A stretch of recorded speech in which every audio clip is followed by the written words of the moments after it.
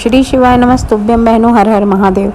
आइए हम पंडित जी के द्वारा जानते हैं इस वीडियो के माध्यम से कि हमें किस तरह से भगवान की अविरल भक्ति में मस्त रहना चाहिए और हमें उनकी भक्ति किस तरह से करनी चाहिए। और शिक्षा अगर हम शिक्षित हैं तो हमें उसका किस तरह से हमें रहना चाहिए, हमें किस तरह से हमारा व्यवहार रखना चाहिए, हमारी बातचीत का क्या अंदाज होना चाहिए, इसके बारे में पंडित जी ने हमें इसमें बताया है। तो बहनों, आज हम सीखते हैं कि भाई हमें किस तरह से रहना चाहिए, हमारा आचार विचार व्यवहार क्या होना चाहिए, पंडित जी श्री मिश्रा जी के द्वारा।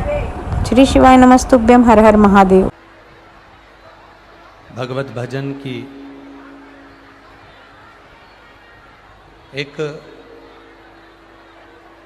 नियम अपने भीतर बनाए कि हमको भगवत स्मरण करना है, भगवत भजन करना है, भगवत कीर्तन करना है।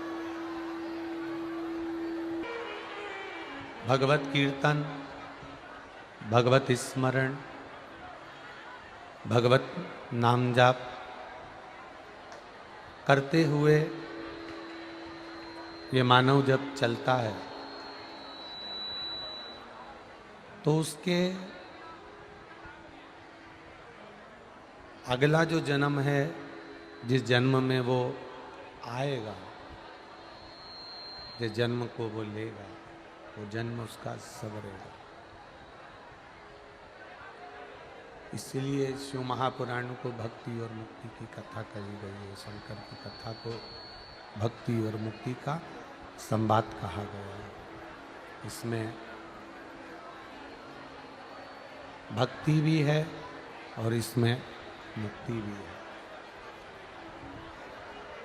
एक बहुत सुंदर शब्द अपनी जिंदगी में उतारिएगा, बहुत सुंदर संवाद को अपने जीवन में उतारिएगा।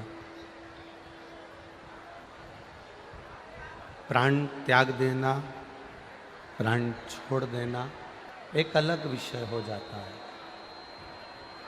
पर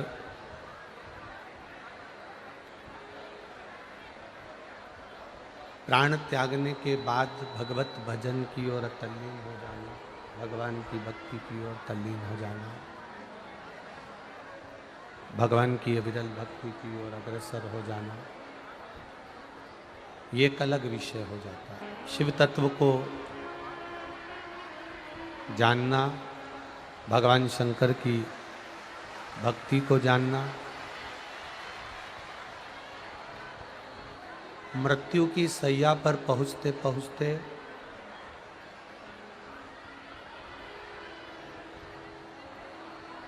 मृत्यु की सैया पर पहुँचते पहुँचते हम कुछ ऐसा कर चलें, अपने जीवन में कुछ ऐसा कर जाएं जिससे हमारा जीवन, हम ना भी रहें तो भी संसार के लोग अपने बतलाए हुए मार्ग पर चलते हुए भगवत पद को प्राप्त कर सकें। भगवान देवाधिदेव महादेव कि ये पावन कथा हमसे कहती है, जैसे माता पार्वती जी ने भगवान शिव जी से कई प्रश्न किए हैं, भगवान शंकर जी ने माता पार्वती जी से कई प्रश्न किए हैं। भगवान शिव माता पार्वती जी को भी कई बार ज्ञान उपदेश देकर समझाने का प्रयास करते हैं, और भगवान शंकर भी माता पार्वती जी से कुछ संवाद करते हैं। दोनों कर रहे हैं। एक श्रेष्ठ पति पत्नी का जो जोड़ा होता है, एक श्रेष्ठ पति पत्नी का जो ग्रस्त जीवन होता है, उस ग्रस्त जीवन में, श्रेष्ठ पति पत्नी के उस ग्रस्त जीवन में सबसे बड़ा क्रम होता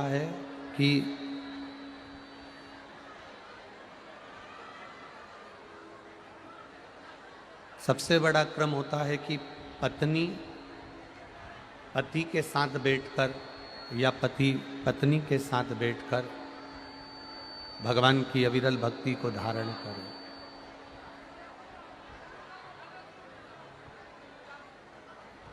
ऐसा जीवन जिसके अंतर्गत हम भगवान की अविरल भक्ति को पा सकें। अपने गृहस्थ जीवन के अंतर्गत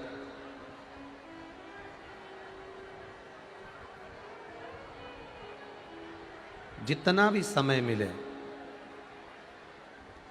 थोड़ा बहुत जितना भी समय हमारे पास में रहे, उन समय में हम भगवान शिव का गुणगान करें, राम कृष्ण शिव की भक्ति करें।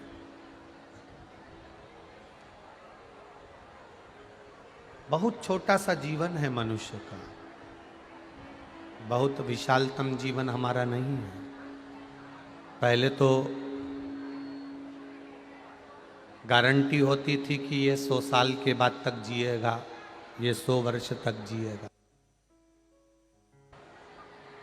पहले गारंटी होती थी कि ये 100 साल तक जी जाएगा, 100 साल तक जी लेगा, 100 साल तक रहेगा। पर अभी कोई गारंटी नहीं कि मनुष्य का जीवन कितना रहेगा, उसकी कोई गारंटी नहीं।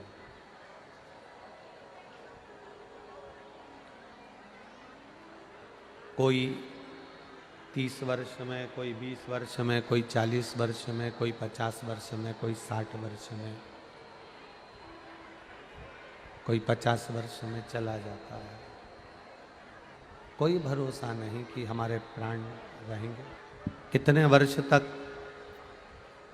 कौन रहेगा, इसका कोई अंदाजा नहीं लगा सकते। मिला जितना समय हमको मिला, जितना समय हमारे को प्राप्त हुआ है, उसका एक एक क्षण हम कभी नहीं कहते इस व्यासपीठ से कि आप दुकान छोड़ो या घर छोड़ो या परिवार छोड़ो या नाते रिश्ते छोड़ो या कुटुंब कबीला छोड़ो या आप अपना घर परिवार छोड़ कर जाओ।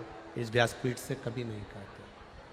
आप जहाँ हो वहीं रहो, परिवार में रहो, कुटुंब में रहो, साथ में रहो और रहकर भगवान शिव की अविरल भक्ति को धारण करते रहो, भगवान शिव का गुणगान करते रहो।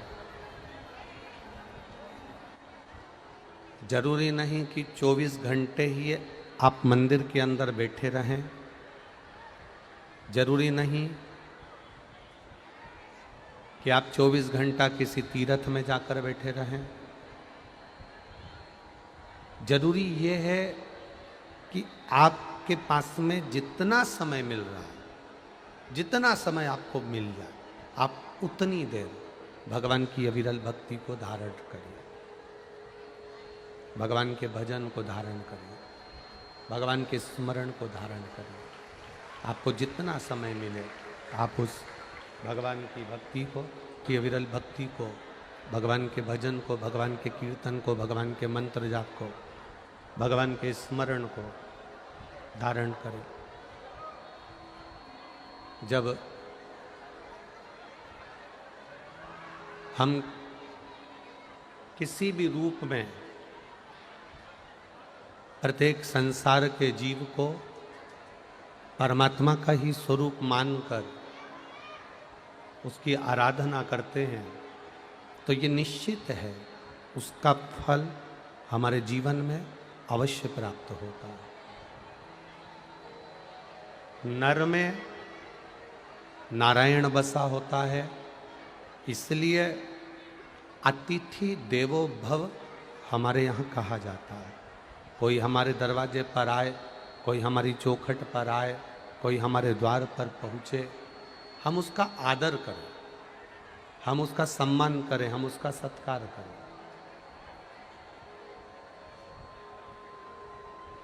ना जाने किस वैश्य में नारायण मिल जाए।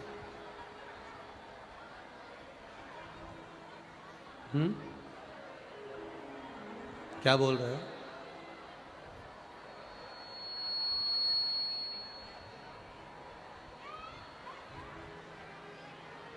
ना जाने किस वेश में नारायण का दर्शन हो जाए। ये मानव के रूप में, मनुष्य के रूप में भगवान स्वयं तो पृथ्वी पर नहीं आता, पर आपके मध्य में, आपके बीच में कोई मानव के शरीर के रूप में ही, मनुष्य की देह के रूप में ही किसी ना किसी को वो भेज देता है। अब हम उसको पहचाने ना पहचाने, हम उसको जाने ना जाने। घर में रह रही माता, घर में रह रहे पिता, घर में रह रहे अपने परिवार वाले, कुटुंब वाले, हो सकता है हम इनको मरते दम तक ना पहचान पाए, पर एक घड़ी, एक पल, एक क्षण हमारे जीवन में ऐसा भी आता है जिस समय पर हम, जब वो चले जाते हैं, घर का वो बुजुर्ग व्यक्ति जब चला जाता है, घर का वो बूढ़ा व्यक्ति जब चले जाता है, तब हमको स्मरण में आता है कि उसने हमको सतमार्ग बताया था, वो आया था और हमको बताकर चले गया था। उसके जाने के बाद में हमको ज्ञात होता है।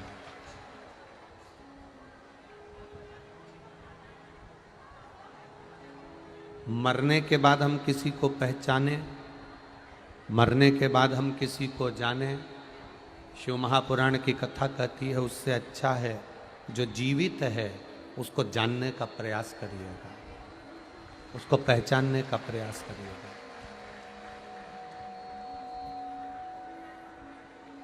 साक्षात बनो, खूब विद्या अध्ययन करो, खूब पढ़ाई करो, खूब डिग्रियां लो, मना नहीं है। साक्षात बनो, केवल हमारा तो एक निवेदन पहले भी रहा है, बीच में भी आप लोगों से वर्णन किया था कि भूगोल पढ़कर देश का ध्यान रखें और इतिहास पढ़कर भक्तों का ध्यान रखें कि संसार में भक्त कैसे प्राप्त हुए, संसार में भक्त कैसे आए, संसार में भक्त किस तरह से पहुँचे, संसार में भक्त कैसे आया है, संसार में भक्त आने के बाद वो भगवान को कैसे प्राप्त किया है, भगवत स्मरण कैसे प्राप्त किया है, भगवत भजन कैसे प्राप्त किया है। भूगोल पढ़कर देश का ध्यान रखें और इतिहास पढ़कर देश के जो भक्त हुए हैं, राष्ट्र पर जो समर्पित हुए हैं, राष्ट्र के लिए जिन्होंने अपने प्राण दिए हैं, राष्ट्र के लिए जो अपनी जान दे दिए हैं, राष्ट्र के लिए जो अपना सर्वस्व लुटा दिए हैं, उनका इतिहास भी पढ़ते रहे। खूब पढ़ो, विद्याध्ययन करिए, साक्षात बनो, अच्छा पढ़ो, पढ़कर दुनिया के लोगों को कुछ देने का प्रयास करिए,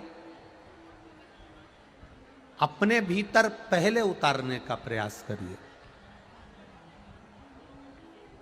साक्षात बनने के लिए मना नहीं है, विद्या अध्ययन के लिए मना नहीं। आप खूब पढ़ो, खूब साक्षात करो, खूब विद्या अध्ययन करिए, खूब पढ़ाई करिए, पर साथ में एक बात का और ध्यान रखिए, साक्षात के साथ में जितने भी लोग शिक्षित होते चले जाते हैं, जितने भी लोग शिक्षा ग्रहण करते चले जाते हैं, शिक्षित होते चले जाते हैं, उनसे निवेदन है, शिक्षित होने के साथ में आपके भीतर संस्कार का होना जरूरी है। शिक्षित हो जाओ और संस्कार ना आए तो उसका कोई मोल तत्व नहीं, उसकी कोई महत्वता नहीं, उसकी कोई मूलता नहीं।